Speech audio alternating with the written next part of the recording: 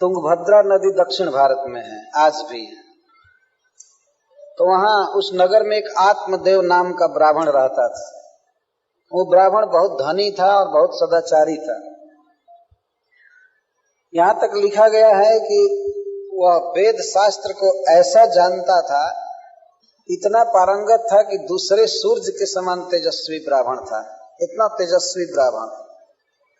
लेकिन संजोग बस या कर्म का फल कहिए, उसको वाइफ जो मिली थी, उसकी जो पत्नी मिली थी, वो बहुत बैड थी, वो बहुत खराब थी। इसीलिए बहुत सोच समझकर विवाह करना चाहिए मनुष्य को। उसका विवाह एक नालायक औरत से हो गया था। वो अच्छी नहीं थी, वो हमेशा बक बक बक बक बोलती रहती थी, लोक वार्ता रता, लोक वार्ता में रत रहती थी, हमेशा न्यूज़पेपर पढ़ती रहती थी, टीवी देखा करती थी। वो ऐसी थी हमेशा लोक वार्ता, दुनियादारी की बात करना, और काम करने में, घर का काम करने में तो महान वीर थी, बहुत दक्ष थी, एक्सपर्ट थी घर का काम धंधा करने में। और झगड़ा करती रहती थी, अशुद्ध रहती थी, नहाती धोती नहीं थी। अब उसके दुर्गुणों का क्या वर्णन किया जाए, सब तरह से खराब थी। तो आत्मदेव ब्राह्मण के घर में सब सुख था, पूरा धन था, लेकिन उसको कोई पुत्र नहीं था।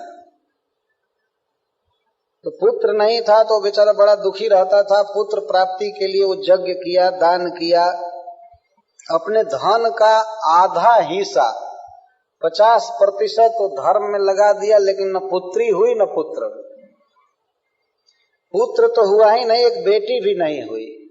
इसलिए बहुत भारी चिंता उसको हुई कि हाय, धन भी चला गया और बेटा हुआ न बेटी हुई, कुछ नहीं। बड़ा चिंतित रहता था। और ऐसी लोक में मान्यता है और शास्त्रों में भी लिखा गया है कि जिस व्यक्ति को पुत्र नहीं होता है और यदि वह स्वयं धर्म का आचरण नहीं किया है, तो उसका आगे का जीवन बड़ा खतरा से पूर्ण रहता है। अगर पुत्र है तो पुत्र कुछ ऐसा सत्कर्म कर देता है जिससे पिता की सद्गति हो जाती है। इसीलिए पुत्र की कामना करनी चाहिए मनुष्य को। सुयोग्य पुत्र होना बहुत अच्छा है। कई ऐसे इतिहास हैं। प्रहलाद महाराज ने अपने पिता को तार दिया, सगर महाराज के पुत्रों को भगीरथ जी ने तार दिया। ऐसी बहुत सी घटनाएं हैं। पुत्र होना आवश्यक है। आजकल के लोग तो विवाह करना चाहते हैं, लेकिन वो चाहते हैं कि हमको कोई संतान न हो, बस बिल्कुल राक्षस हो गए हैं। उनको इंद्रिय तृप्ति चाहिए, बाकी कोई जिम्मेवारी नहीं चाहिए किसी के पालन पोषण की। और इधर पाश्चात देश में मैं तो सुना हूं कि अपने घर से लड़का को निकालने के लिए लोग पार्टी देते हैं कि आज हम इसको घर से बाहर कर रहे हैं, आइए हमारे यहाँ खाइए पीजिए और आशीर्वाद दीजिए कि हमसे इसका कोई नाता न रहे, ये चला जाए जहां जाना हो चला जाए। ये ऐसा देश है, ऐसा समाज। लेकिन वैदिक समाज ऐसा नहीं है। पुत्र में और पिता में बहुत घनिष्ठ प्रेम होता है और दोनों एक दूसरे के सहायक होते हैं, लोक परलोक में सब जगह सहायक होते हैं।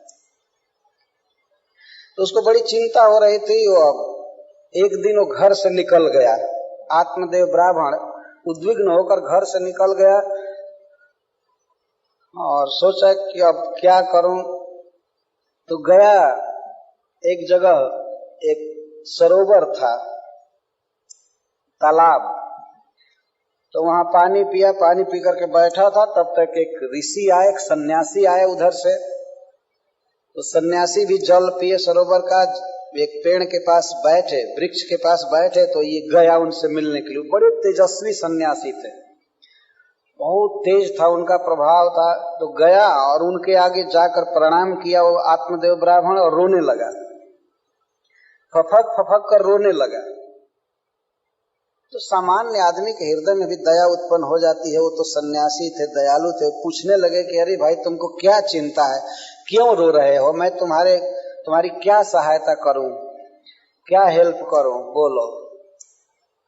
तो वो कहा कि क्या कहूं महात्मा जी, मैं अपने दुख का कारण मेरे घर में जो फल आता है, जो फ्रूट आता है, वो थोड़े ही समय में सड़ जाता है।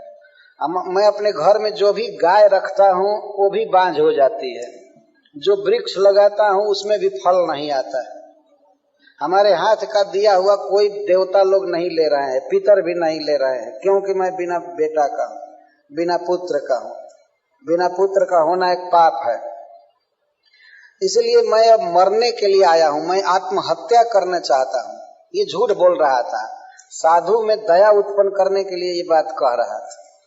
मैं मरने आया हूँ और मैं आपके सामने ही अब मरना चाहता हूँ। तो सन्यासी ने कहा कि अरे इसमें मरने की क्या जरूरत है, बेटा नहीं है तो तुम मर जाओगे।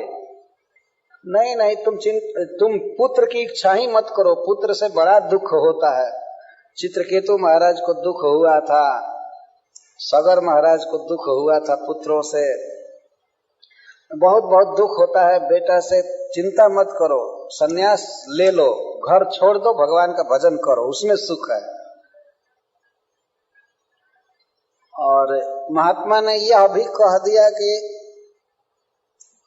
तुम एक जन्म की क्या चिंता करते हो, 7 जन्मों तक तुमको न पुत्री होगी न पुत्र होगा।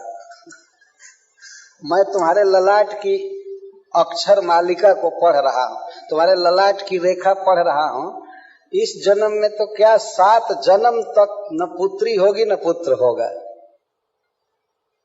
इतना सुनने पर तो वो और रोने लगा और ये समझ गया कि जो 7 जन्म की रेखा पढ़ सकता है वो पुत्र भी दे सकता है। इसलिए नाटक करना चालू किया।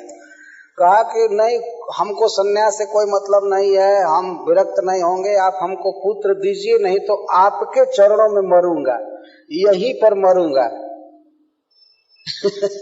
जब सुन लिया कि 7 जन्म की रेखा पढ़ लिया तो उसको विश्वास हो गया कि पहुंचा हुआ साधु है, ये जरूर पुत्र की व्यवस्था कर सकता है। वास्तव में हम लोगों के हाथ में और ललाट में सब जगह लिखा हुआ है कि हम पहले क्या थे और बाद में क्या होंगे, सब कुछ लिखा हुआ है। लिखने का मतलब ये है कि हम क्या होंगे, क्या करेंगे, वो लिखा हुआ है। यही करना होगा तुमको, ये नहीं लिखा हुआ है। आप समझ रहे हैं ना? जैसे हम लोग प्लेन पकड़ते हैं तो उसी समय लिख दिया जाता है कि कहाँ उतरेंगे, क्या खाएंगे, नट्स फ्रूट्स खाएंगे कि बर्गर खाएंगे, आपको क्या खाना है, वो वहीं लिख दिया जाता है। रिजर्वेशन जिस दिन होता है महीनों महीनों पहले सब लिख दिया जाता है। वो लोग नहीं लिखते हैं कि तुमको यहीं उतरना पड़ेगा, लेकिन कहाँ उतरना है वो लोग लिखते हैं, हमसे पूछते हैं। ऐसा नहीं कि हम कह दें कि जहां का मन करे वहां का टिकट दे दो, वो सब चीज निश्चित रहता है। तो हम लोगों का निश्चित है। निश्चित मतलब जो कुछ होने वाला है वो सब पता है, ईश्वर को लिखा हुआ है। कोई कहे कि हाथ में तो बहुत कम लिपियां हैं, इसमें क्या क्या लिखा जाएगा, लेकिन वो कंप्यूटर का जो छोटा सा डिस्क होता है, आप तो सब लोग सोच समझते हैं, उस कंप्यूटर के छोटे डिस्क में, कैसेट में कितनी बातें होती हैं, वॉल्यूम्स एंड वॉल्यूम्स बुक्स होते हैं उसमें। तो क्या ये छोटे से हाथ पर ब्रह्मा नहीं लिख सकते हैं करोड़ों करोड़ों जन्म की बात? ये सहज संभव है। ललाट में लिखा हुआ है, सब जगह लिखा हुआ है। तो साधु पढ़ लिए, कहे कि तुमको 7 जन्म तक बेटा है न बेटी है, तो लगा रोने और सोचा कि इसके अंदर दया उत्पन्न करानी चाहिए, ये जरूर वरदान दे देगा तो इसके वरदान से पुत्र हो जाएगा। वो कहा कि मैं आत्महत्या करूंगा यदि आप पुत्र नहीं देंगे तो महात्मा फिर द्रवित हो गए। उन्होंने कहा कि अब क्या करें, मेरे सामने इतना हठ कर रहा है। तो एक फल दिए, एक फ्रूट दिए, फल दिए और कहे कि इसे ले जाकर अपनी पत्नी को खिला देना, इसे बड़ा सुंदर पुत्र होगा, बड़ा अच्छा पुत्र होगा।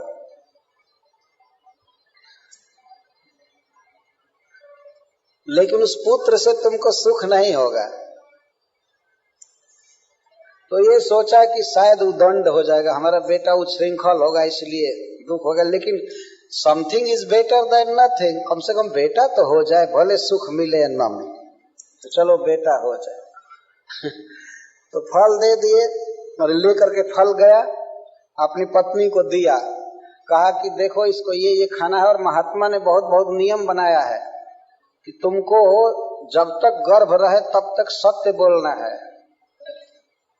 पुत्र होने के बाद चाहे 24 घंटे झूठ बोला करना, लेकिन कम से कम जब तक गर्भ है तब तक सत्य बोलना है, स्नान करके रहना है, सदाचार का पालन करना है। बहुत बहुत नियम बताया। तो उसको तो फल खाना नहीं था, उसे पुत्र की इच्छा नहीं थी। और जो स्त्री थी वो बहुत बदमाश थी, उसको पुत्र की इच्छा नहीं थी और सोचती थी मैं ऐसे ही सुखी हूं।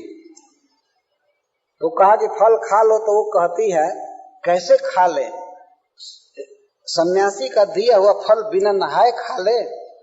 अरे नहाऊंगी, पूजा पाठ करूंगी, इसके बाद खाऊंगी। जाइए आप अपना काम कीजिए, अपना जाप देखिए, आप जाइए अपने काम पर, ऑफिस जाइए, चाहे कुछ भी जाइए, हम खा लूंगा।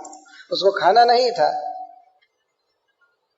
तो जब उसका पति चला गया अपने जॉब पर, तो वो अपनी सखी से रो रो करके कहने लगी क्या करूं, देखो ये फल लाया है, फल खाने पर गर्भ हो जाएगा, हमारे लिए बहुत भारी समस्या उत्पन्न होगी। फल भक्षेण गर्भः स्यात् गर्भेण उदर वृद्धिता। फल खाने से गर्भ हो जाएगा, गर्भ से पेट बढ़ जाएगा, पेट बढ़ जाने से कम भोजन होगा, और कम भोजन होने से कम शक्ति हो जाएगी, तो घर का काम धंधा कैसे होगा? इस तरह से विचार कर रहे कुतर्क जोग उपस्थित कर रही है। इस संसार की सभी स्त्रियां इसी राक्षसी जैसा सोचने लगे तब तो सृष्टि ही बंद हो जाएगी। खाने को नहीं मिलेगा, अल्प शक्ति हो जाएगी, तो घर का काम नहीं होगा। और कदाचित गांव में डकैती पड़ेगी, चोर आएंगे, लूटे पीटेंगे, तो सब लोग तो भाग जाएंगे, लेकिन मैं भारी शरीर वाली कैसे भागूंगी? अभी से सोच रही कि गांव में चोरी होती ही रहती है, डकैती होती है, डाकू लोग लूटते हैं, तो और सब लोग भाग जाएंगे, मैं पकड़ी जाऊंगी। प्रहलाद की माता के समान मैं पकड़ी जाऊंगी। ब्राह्मणी थी, इसीलिए इतिहास पुराण सुनी थी, जानती थी, लेकिन सदाचारी नहीं थी। और फिर कहती है कि कहीं सुखदेव गोस्वामी की तरह यदि बच्चा बाहर नहीं आएगा तो मैं तो ऐसे ही मर जाऊंगी। ये भी वो कहती है। सुखदेव जी की कथा सुनी होगी ब्राह्मण की पत्नी थी तो घर में कुछ कथा वार्ता चलती होगी, और किसी तरह से गर्भ नहीं यदि अच्छा से हुआ, वैसे भी मरना होगा, ये होगा वो होगा, मैं तो क्या करूं, और मैं इतनी सुकुमारी हूं कि मैं गर्भ ढो नहीं सकती हूं।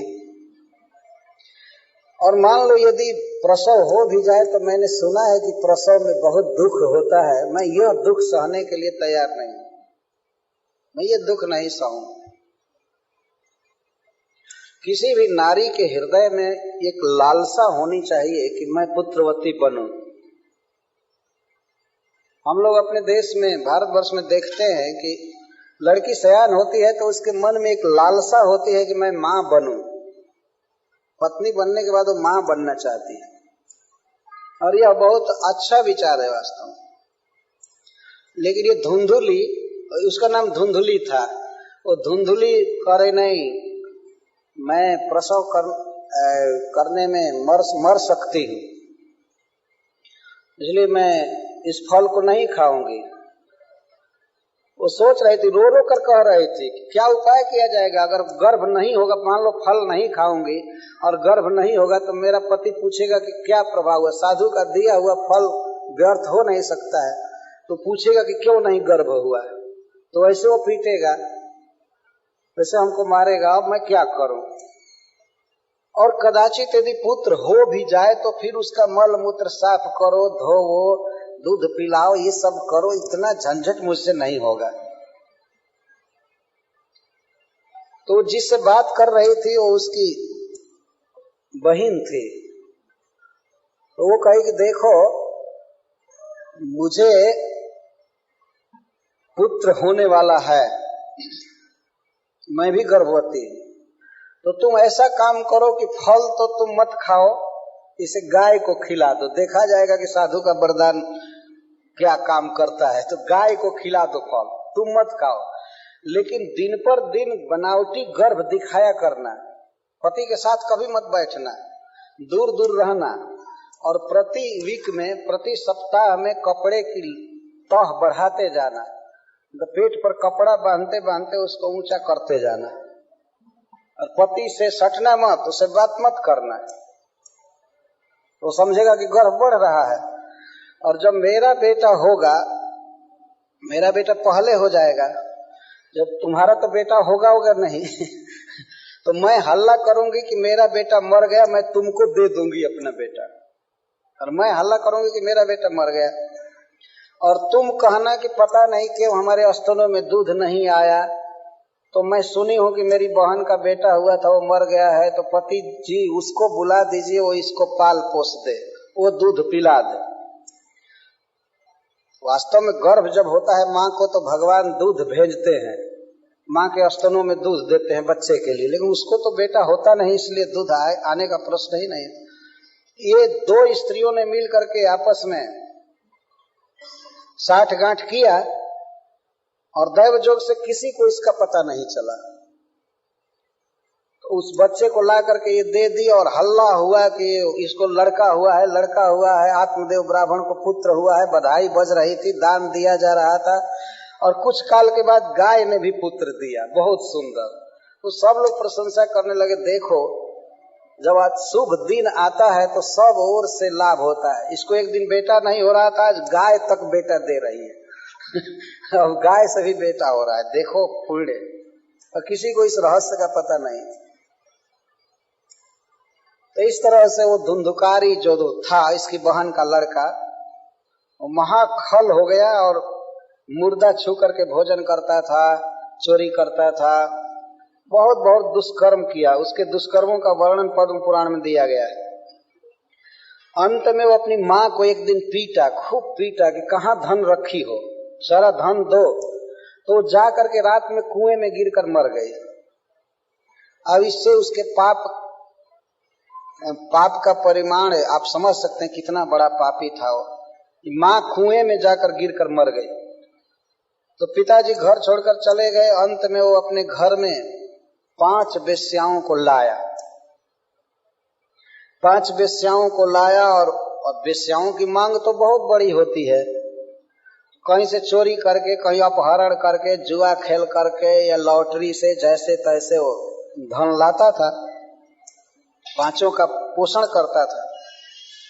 बहुत ज्यादा चोरी किया, घर में बहुत धन इकट्ठा हो गया। तो उन स्त्रियों ने एक दिन मीटिंग किया, 5 ने, कि भाई इतना अवैध धन ला रहा है जगह जगह से, तो किसी दिन सरकार पकड़ेगी, पूछेगी कि तुम्हारा कौन सा फैक्ट्री चल रहा है, कहाँ से धन आया है, ये सारा धन कहाँ से आया। सारा पता चल जाएगा कि ये चोरी का धन है, तो वो तो पकड़ा जाएगा, हम लोग भी जेल जाएंगे। इसलिए एक काम करना चाहिए कि इसको अब जान से मार देना चाहिए, इसकी हत्या कर देनी चाहिए, नहीं तो हम लोग जेल की हवा खाएंगे। तो 5 ने मिल करके रात में उसको मारना चालू किया। मर नहीं रहा था। अंत में उसके मुख में वे कोयले का अंगार डाल करके मार, जलता हुआ अंगार उसके मुख में डाली, तड़प तड़प कर मर गया। और इसके बाद वो भयंकर प्रेत हो गया। और वो स्त्रियां उसी रात उसके शव को, उसके लाश को उसी घर में दफना दिया, उसी घर में जमीन के अंदर कर दिया। और लोग पूछते थे कि वो धुंधुकारी जी अभी नहीं आए, इस बार बहुत दूर चले गए हैं क्या? तो वो लोग कहती थी हाँ, धन के लोभ से बहुत दूर चले गए हैं इस समय, वो कहती थी। और किसी दिन बारी बारी से वे निकल कर भाग गई।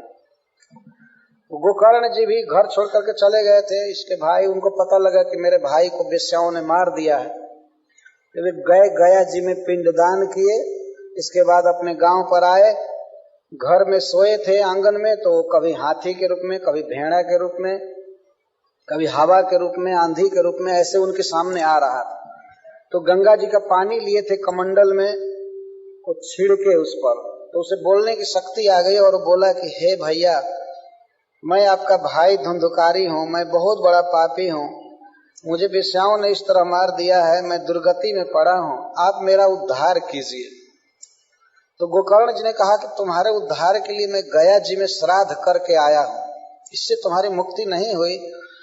तो धुंधकारी कहता है कि सैकड़ों गया श्राद्ध से भी मेरी मुक्ति नहीं होगी, कोई दूसरा उपाय कीजिए, कोई दूसरा बलवान साधन कीजिए।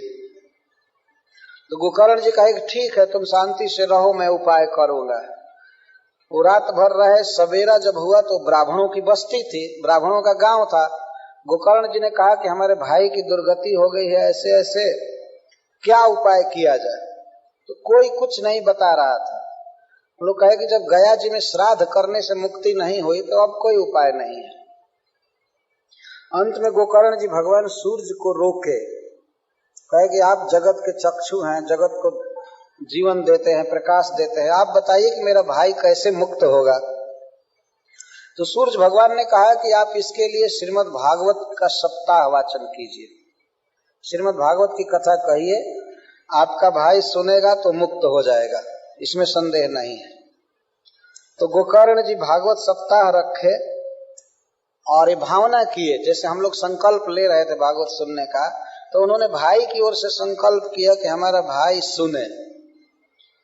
तो उस धुंधकारी के लिए कोई स्थान नहीं था, वहां एक सूखा बांस था, पोल गाड़ा गया था, तो उसी बांस में वो आकर के बैठ गया और सुनने लगा। प्रथम दिन कथा जब पूरी हुई तो बांस का एक पर्व फटा। रोज लोग सुनते थे कि कथा के बाद बांस का पर्व फट रहा है, पोर फट रहा है, लेकिन लोग समझते नहीं थे। अब में 7वें दिन जब 7वां पर्व फटा तो धुंधकारी पार्षद रूप में प्रकट हुआ, भगवान विष्णु के पार्षद के रूप में। इस पाप ही केवल नहीं गया बल्कि उस संसार से मुक्त हुआ, भगवान का साक्षात पार्षद बना। और हाथ जोड़ करके वो धुंधकारी गोकर्ण जी से कहा कि धन्य है भागवत की वार्ता, केवल 7 दिन भागवत सुनने से मेरे सारे पाप नष्ट हो गए और मैं भगवान के धाम में जाने का अधिकारी हो गया। यह प्रत्यक्ष इतिहास है, वास्तव में यह सच्ची घटना है। तो भागवत की महिमा स्वयं ही धुंधकारी अपने मुख से कहा कि धन्य है भागवत की वार्ता। और उसने उपदेश भी किया, इस शरीर को हम अजर अमर नहीं रख सकते हैं। प्रातः जत संस्कृतम चानम सायं तच्च विनश्यति। देखते हैं सवेरे जो अन्न बनाया जाता है वो शाम को बासी हो जाता है, तो उसी अन्न से बना हुआ शरीर कैसे अजर अमर हो सकता है। जो अन्न या फल स्वयं ही सड़ जाता है उसको खा करके हम शरीर को अजर अमर बना नहीं सकते। तो जब तक हमारा शरीर है तब तक हम भगवान की भक्ति करें, भागवत पढ़ें, भागवत सुने। ये धुंधकारी उपदेश किया और कहा कि देखो मैं प्रमाण हूं कि भागवत सबसे बढ़ करके है, सबसे बड़ा साधन है। और 7 दिन बैठ करके सुनना होता है, इसमें और बहुत प्रयास नहीं है। कुछ नियम हैं भागवत सुनने के। एक नियम यह है कि 7 दिन तक मनुष्य को पूर्ण ब्रह्मचर्य का पालन करना चाहिए, स्त्री या पुरुष दोनों को पूरा ब्रह्मचारी रहना चाहिए 7 दिन। ये नियम लिखा गया है। और यदि संभव हो तो जमीन पर सोना चाहिए। जब बहुत भारी भारी गद्दा पर लोग सोते हैं वैसे नहीं सोना चाहिए 7 दिन तक। नीचे अधः शयनम नीचे सोना चाहिए। पता नहीं इस देश में इस अधः का क्या अर्थ होगा। हम लोगों के यहाँ तो सीधे जमीन पर सो जाते हैं लोग। तो देश काल के अनुसार कुछ कुछ तो नियम का पालन करना ही चाहिए। और एक और नियम है कि भक्ति से विमुख लोगों के साथ 7 दिन तक बात नहीं करनी चाहिए। जो लोग पाखंडी होते हैं, भगवान विष्णु की निंदा करते हैं, मूर्ति पूजा आदि नहीं मानते हैं, उनके साथ 7 दिन बात न करें। ये नियम लिखा गया है। भाषण न करे, क्रोध न करे किसी पर। क्रोध का कारण भी हो, अवसर भी आ जाए तब भी चुप रहे, क्रोध न करे। और घर की चिंता छोड़ करके भागवत सुने। हमारे भारतवर्ष में तो बहुत देर देर तक लोग भागवत सुनते हैं, सवेरे भी, दोपहर के बाद भी, रात में भी, लेकिन यहाँ तो केवल शाम को रखा गया। ये है देश का अंतर, इसको देश काल कहते हैं। लेकिन कम से कम अपने काम धंधा से छुट्टी पाने के बाद शाम को 2 घंटे तक भागवत सुने, भगवान उससे ही प्रसन्न हो जाएंगे। इस प्रकार इसके कुछ नियम हैं, तो हम लोग अपेक्षा करते हैं कि श्रोताओं को जरूर यथाशक्ति नियमों का पालन करना चाहिए। जब तक ये शरीर है, इसी शरीर से धर्म करना है, कर्म करना है, नियम पालन करना है। अगर ये शरीर चला जाएगा तो फिर नियम पालन का भी कोई प्रश्न नहीं रहेगा। दूसरे जीव कोई नियम पालन नहीं करते हैं, मतलब ऊपर का बनाया हुआ नियम पालन नहीं करते। जैसे कुकुर है, कुकुर मतलब डॉग,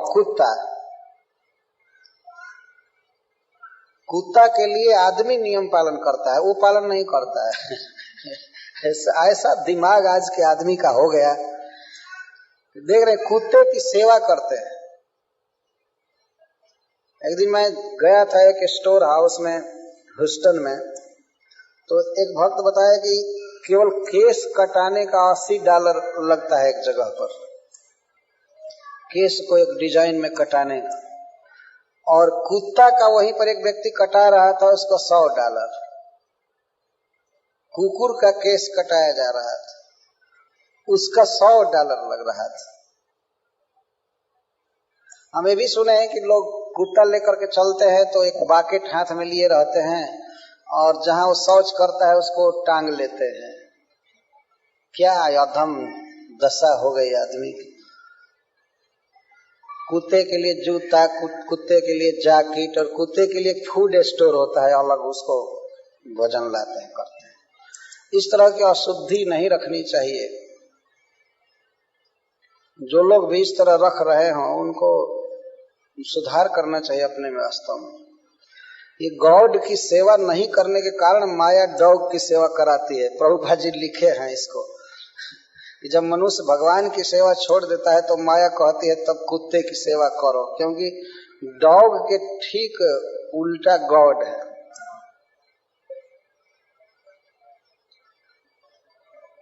गॉड की सेवा करे, शाम सुबह उनकी आरती करनी चाहिए, प्रणाम करना चाहिए भगवान को, घर में चित्र रख करके।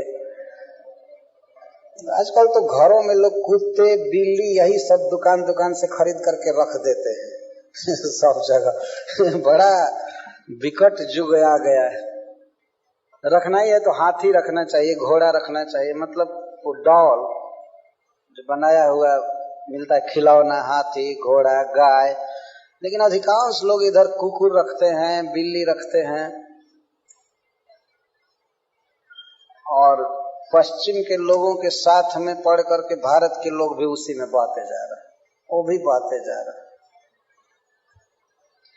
इस तरह का अपने में सुधार होना चाहिए। तो मैं भागवत के नियमों की बात कर रहा था, तो 7 दिन कम से कम कुकुर नहीं छूना चाहिए, जिनके पास होगा वो भी न छुए, ये नियम है। और खास करके ब्रह्मचर्य का पालन करें, समय पर आ जाए। कथा प्रतिदिन 6:30 से होगी, 6:30 से 8:30 तक। और मैं तो कभी भी टाइम एक्सीड नहीं करता हूँ, मुझे जो समय दिया जाता है मैं समय से ज्यादा कथा नहीं कहता लेकिन समय पर आ जाना चाहिए, यही हमारी प्रार्थना है। कल से हम लोग भागवत की कथा प्रारंभ करेंगे। तो आज मैं महात्म्य सुनाया, महात्म्य सुनने पर लोगों की श्रद्धा बढ़ती है। हम लोगों का प्रयास है कि लोगों को सही वस्तु मिले। हमें तो कोई गुण नहीं है, लेकिन फिर भी प्रभुपाद जी की आज्ञा से भागवत कहते रहते हैं, लोग आयोजन करते हैं। और ये हमारे गुरु महाराज श्रील प्रभुपाद जी का सेंटेनियल ईयर चल रहा है, तो उस उपलक्ष्य में भी हम लोग ये भागवत सप्ताह रखे हैं। तो आप अपने बंधु बांधवों को लाइए, और भी अधिक से अधिक संख्या में, यही प्रार्थना है। हरे कृष्ण।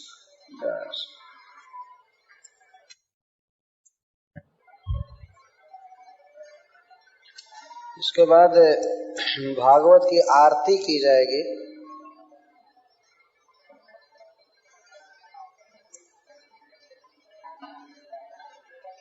सब लोग खड़े हो जाएंगे अपने अपने स्थान पर जब आरती होगी तो। इनका एक प्रश्न है कि 7वें स्कंद में लिखा गया है कि कुत्ता, बिल्ली, कीट, पतंग सबको अपने पुत्र के समान मानना चाहिए, तो उसमें सर्प का भी नाम आया है, उसमें सर्प भी है। तो पुत्र के समान मानने का मतलब यह है कि सबने भगवान को देख करके सबका सम्मान करे, लेकिन व्यवहार एक समान नहीं किया जा सकता है। व्यवहार भिन्न भिन्न होगा, सांप के साथ व्यवहार दूसरा होगा। ऐसा नहीं कि हम उसको पुत्र मान करके और अपने गोद में उठा ले सांप को यदि गोद में उठाएंगे तो मर जाना पड़ेगा। तो कुत्ते के साथ हम प्रेम करें, लेकिन उस प्रेम का मतलब ये नहीं होता है कि हम उसको छुएं या उसकी टट्टी बाल्टी में लेकर के ढोए, यह अर्थ नहीं होता है। आरती अति पावन पुराण की,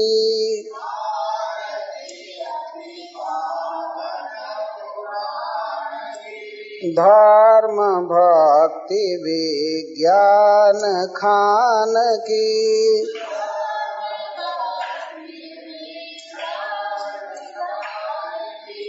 महापुराण भागवत निर्मल। आरती बदल बदल करके और लोग भी कर सकते हैं बारी बारी से। सुख मुख विगलित निगम कल्प फल,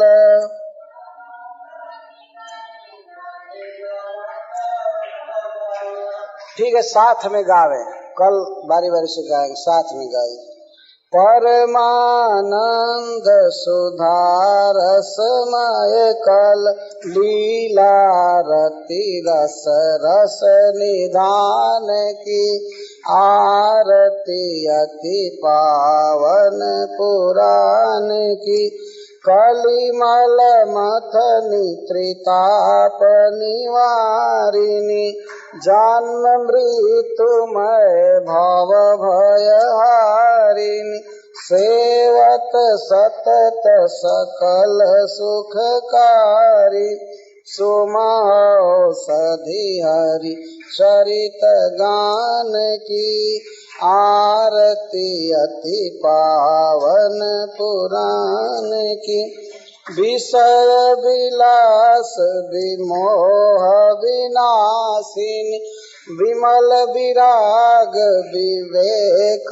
विकासिनी, भगवत तत्व रहस्य प्रकाशिनी, परम ज्योति परमात्म ज्ञान की, आरती अति पावन पुराण की, परमहंस मुनि मन उल्लासिनी, रसिक हृदय रस रास विलासिनी, मुक्ति मुक्ति रति प्रेम सुदासिनी, कथाय किंचन प्रिय सुजान की, आरती अति पावन पुराण की, धर्म भक्ति विज्ञान खान की, आरती अति पावन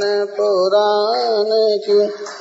हरे कृष्ण कृष्ण कृष्ण हरे हरे, हरे राम राम राम हरे हरे, हरे कृष्ण कृष्ण कृष्ण हरे हरे, हरे राम राम राम हरे हरे, हरे कृष्ण कृष्ण कृष्ण हरे हरे, हरे राम राम राम